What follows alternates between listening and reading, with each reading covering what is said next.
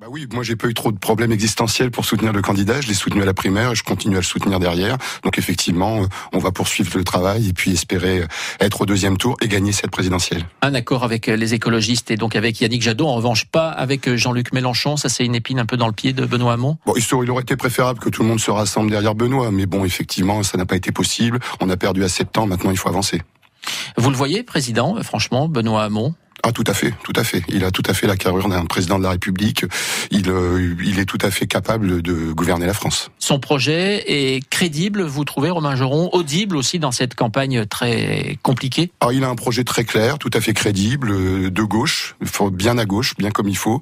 Et donc, effectivement, audible, faut que ça se fasse tout doucement. On rentre un petit peu seulement dans la campagne, malheureusement. Mais est-ce que le principal défaut, quand même, entre nous, de Benoît Hamon, c'est pas d'être au PS, votre parti accusé par beaucoup à gauche, justement, de ne pas avoir mené une politique de gauche au gouvernement? Ce n'est pas un défaut d'être socialiste et d'être au PS. Au contraire, nous sommes fiers d'être socialistes et d'être au PS. Et puis, effectivement. C'est pas un handicap aujourd'hui d'avoir l'étiquette Parti socialiste? Non, moi je pense pas. C'est pas un handicap. Justement, les gens reviennent. On a même de nouveau des adhésions depuis quelque temps, depuis l'arrivée de Benoît Hamon. S'il y a constaté quelques adhésions. Au plan national, sur Amiens, dans la Au plan national, c'est ce qu'on a entendu au plan national. Le principal rival, c'est Jean-Luc Mélenchon ou Emmanuel Macron? Oh, c'est Emmanuel Macron.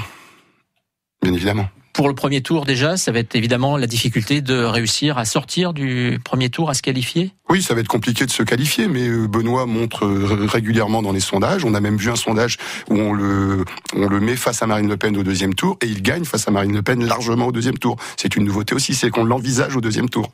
On peut s'y fier au sondage quand on voit ce qui s'est passé pour les primaires, ce qui s'est passé aux États-Unis également? C'est vrai que effectivement, les sondages en ce moment sont un peu compliqués, mais il y a quand même des tendances qui sortent parmi ces sondages. Vous siégez, Romain Joron, depuis 1 an à l'Assemblée nationale. Vous étiez suppléant de Barbara Pompili, on le rappelle, quand elle a été nommée au gouvernement, secrétaire d'État à la biodiversité. Qu'allez-vous faire aux législatives en juin?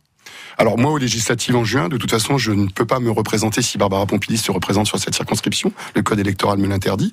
Donc ma décision n'est pas encore prise. Je ne sais pas, j'attends que Barbara Pompili se prononce et nous verrons enfin ensemble. Et à ce moment-là, je pourrai vous répondre. Sans quoi, ça vous démangerait d'être candidat? Très honnêtement, non, pas forcément.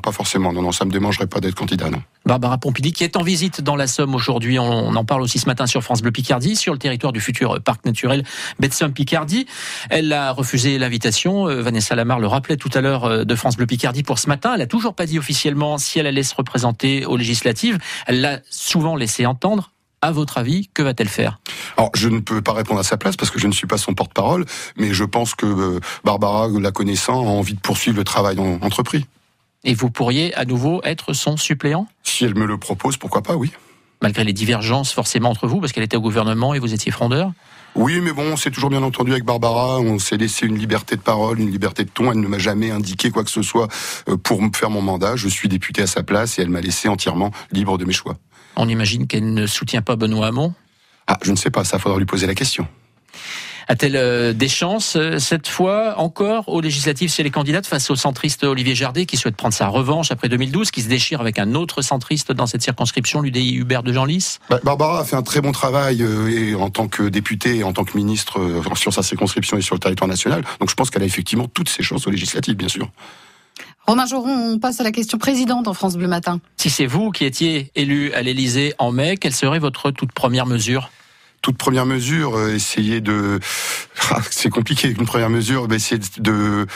En tout cas, la plus forte, celle qui vous tient le plus à cœur. Peut-être, effectivement, j'ai beaucoup lutté contre la loi travail. Je pense que la première chose, ça serait effectivement de réécrire cette loi travail. Lutter également contre les perturbateurs endocriniens. Les perturbateurs endocriniens, enfin, il y a une multitude de sujets, en fait, où les pesticides, enfin, aller chercher un petit peu partout. Pour la santé. Remettre un petit peu sur l'éducation aussi. Romain Joron, député socialiste de la 2e circonscription de la Somme, soutien de Benoît Hamon, un autre invité sur France Bleu Picardie ce matin.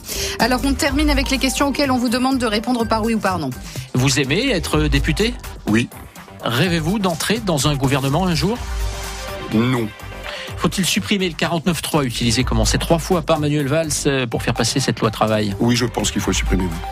Vous êtes proviseur adjoint du lycée Montaigne à Amiens et en disponibilité de l'éducation nationale depuis 1 an, depuis que vous êtes député. Avez-vous hâte de retrouver votre établissement ? Oh oui, j'ai hâte de retrouver mes élèves, de retrouver mes collègues, oui, bien sûr. Romain Geron, de retour sans doute donc dans la vie civile et plus à l'Assemblée. En tout cas, vous ne pourrez pas être candidat aux législatives. Vous nous l'avez indiqué ce matin sur France Bleu Picardie. Bonne journée. Merci. Et merci d'avoir été avec nous. On vous retrouve également sur francebleu.fr. Il est 8h15.